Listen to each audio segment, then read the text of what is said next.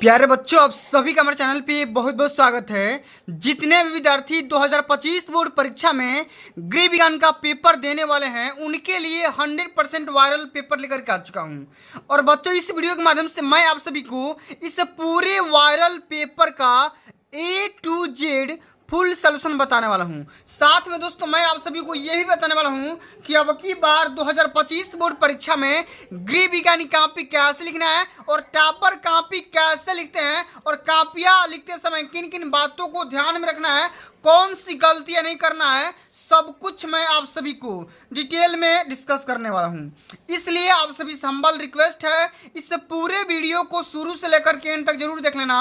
Video को like कर देना, शेयर कर देना, चैनल पर नए होंगे तो सब्सक्राइब कर देना।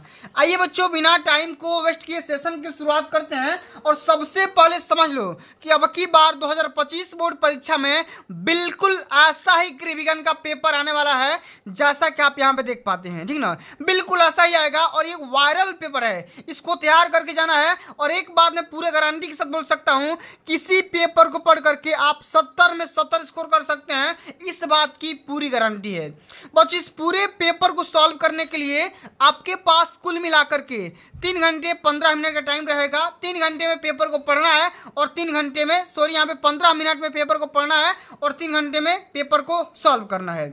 सबसे पहले यहाँ पे लिखा गया ना, प्रारंभ के 15 मिनट परीक्षार्थियों को प्रश्न पत्र पढ़ने के लिए निर्धारित है। सभी प्रश्न हल करना अनिवार्य है, यानी कि एक भी क्वेश्चन को छोड़ना नहीं है। और ये पेपर 2 खंड में डिवाइड होगा, खंड अ में, खंड ब में। खंड अ में 1 नंबर के जो होने वाले हैं 20 MCQ, 20 बहुविकल्पी पूछे जाएंगे, ठीक ना, जिनको हमारे आंसर शीट पर करना होगा और सारे क्वेश्चन को आराम आराम से सॉल्व करेंगे और एक भी पेपर को, एक भी क्वेश्चन को छोड़ना नहीं है। और खंड ब आप सभी का 50 नंबर का रहने वाला है।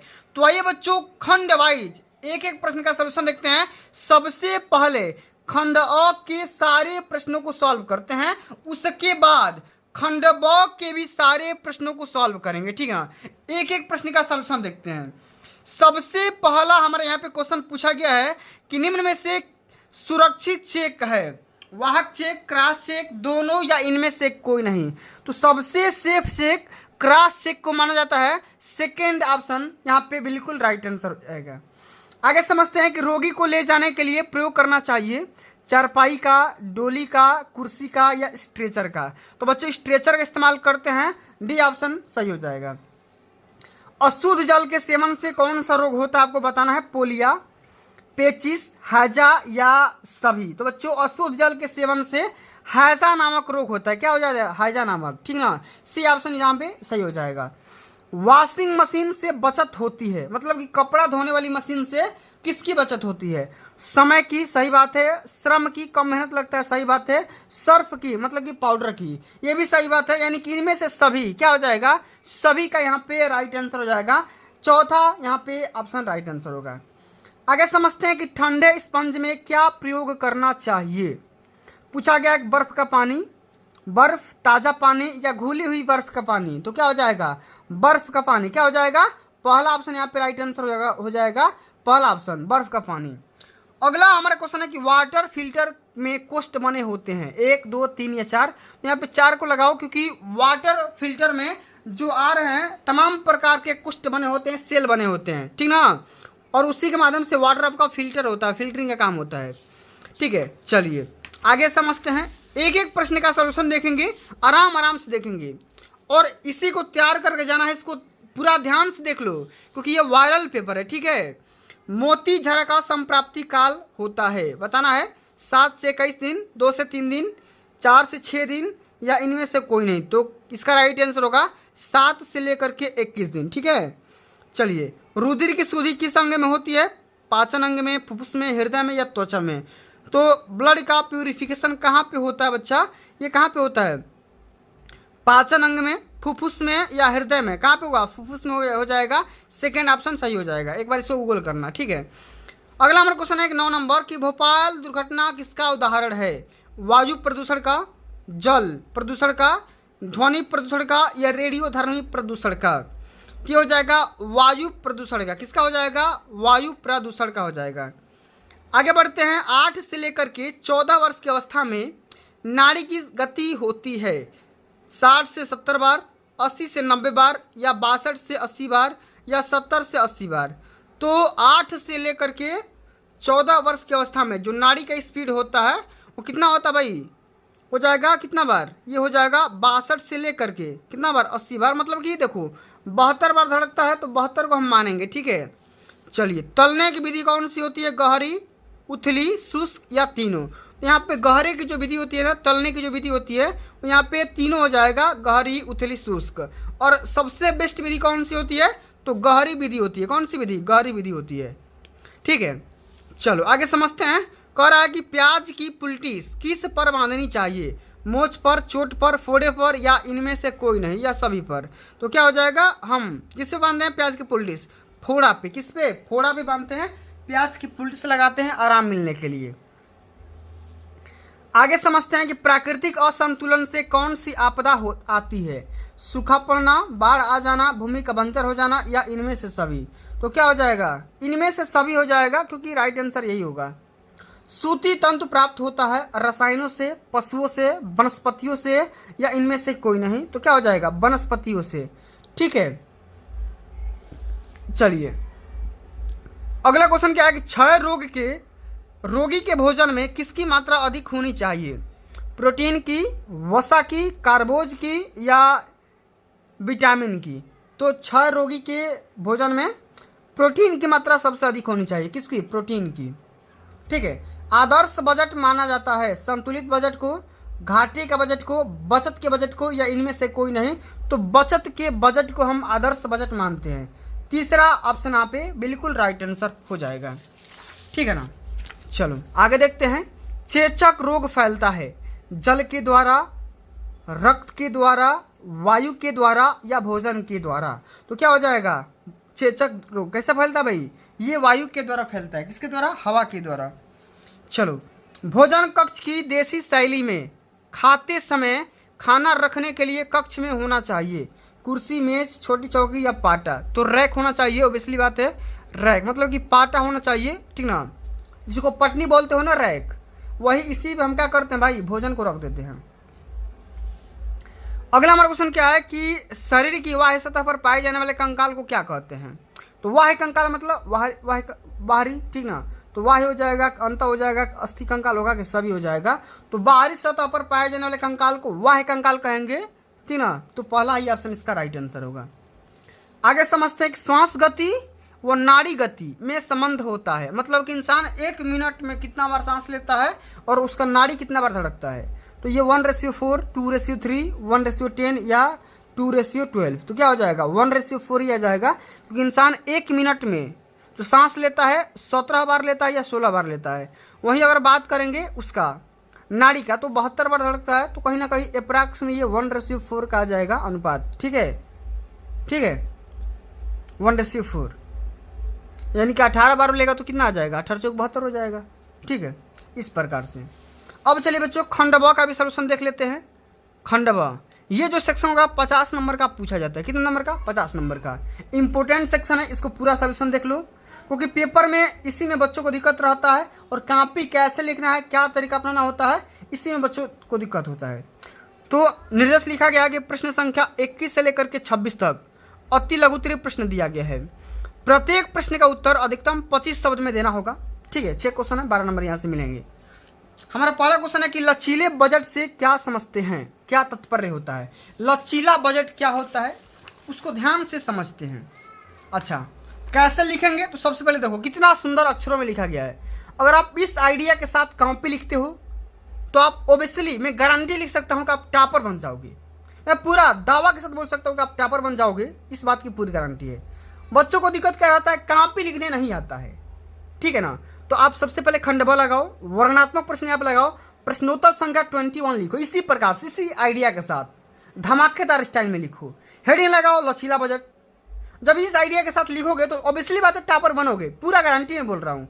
अच्छा, एग्जाम्पल कैसे लिखोगे, परिभाषा कैसे लिखोगे, तो लचीला बजट, जिससे परिवर्तनीय बजट के रूप में भी जाना जाता है, गतिविधि के स्तर में परिवर्तन के अनुसार परिवर्तन का अनुमति भी देता है। इसी को क्या कहते हैं, लचीला बजट कहते हैं। इस आइडिया के साथ लिखोगे 2 नंबर, गारंटी बोल सकता हूँ 2 नंबर पक्का मिलेगा, इस बात की मैं पूरी गारंटी ले सकता हूँ। चलो अगला हमारा क्वेश्चन है कि ओजोन परत का क्या महत्व होता है। ओजोन परत क्या होता है भाई? ओजोन परत, ओजोन लेयर, आयो समझते हैं। बिल्कुल इसी आइडिया के साथ लिखना है। प्रश्नोत्तर संख्या आराम आराम से 22। ओजोन परत का महत्व एकदम ब्लैक पेन से हेडिंग लगाओ, इतना बड़ा हेडिंग लिखो। ओजोन परत को हमारी पृथ्वी का कवच माना जाता है, मतलब सेफ्टी। ठीक है, क्यों? क्योंकि यह परत पृथ्वी को सूर्य की हानिकारक पराबैंगनी किरणों से हमें बचाने का काम करती है। ओजोन परत के बिना जीवन संकट में पड़ सकता है। ठीक है, अगर ये अल्ट्रावायलेट रेस अगर पृथ्वी पे सीधे पड़ेगा तो हमारा जीवन पॉसिबल ही नहीं हो पाएगा। इसलिए ओजोन परत का ही हमारा महत्व होता है। ठीक है, इस प्रकार से लिखोगे, एकदम धाकड़ स्टाइल में लिखो भाई, कॉपी तभी ना नंबर मिलेगा। चलो, अब अगला हमारा क्वेश्चन क्या है कि नाप लेने की 2 विधियों के बारे में ना आप बताइए। 2 विधि का नाम लिखना है, बस 2 विधि का नाम लिख दोगे 2 नंबर यहाँ से मिल जाएगा। आओ भाई समझते हैं। प्रश्नोत्तर संख्या 23।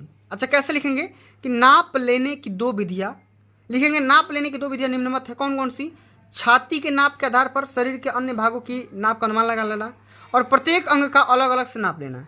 एक तो हो गया भाई, देखो सबसे पहले क्या, एक चेस्ट नाप लो और उसी के बेस पे कमर कितना होगा, हाइट कितना होगा, ठीक ना, लेंथ कितना होगा, पूरा बढ़िया से मोटाई कितना होगा, एक तो आप गेस कर सकते हो, और नहीं तो आप अलग अलग अंग का नापो। ठीक है, इस प्रकार से। अब चलो, अगला हमारा क्वेश्चन है कि मोच किसे कहते हैं। मोच, मोच किसे कहते हैं भाई? आओ समझते हैं। इसमें लिखेंगे प्रश्नोत्तर संख्या 24 में, मोच हड्डियां जोड़ के स्थान पर एक दूसरे के बंधक सूत्रों से अथवा तंतुओं से जुड़ी होती है।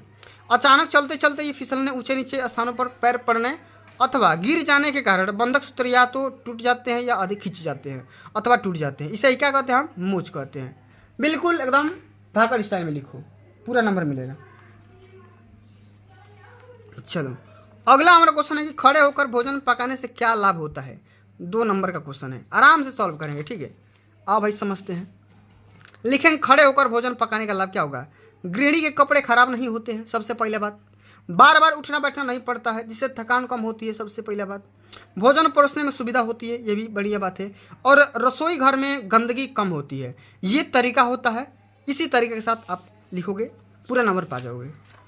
चलो, यह आपको गलती नहीं करना है, क्वेश्चन नहीं छोड़ना है। देखो 26 नंबर क्वेश्चन क्या कह रहा है, देखो ये वाला, ठंडी सेक की विधिया के बारे में बताइए। ठंडी सेक की कौन कौन सी विधि होती है। तो ठंडी सेक की विधि, एक ठंडा स्पंज विधि, ठंडा पट्टी विधि, बर्फ की थैली। आप बस खाली 2 नंबर है, यहाँ से पा जाओगे। ठीक है, इतने में 2 नंबर मिल जाएगा, कोई दिक्कत नहीं है।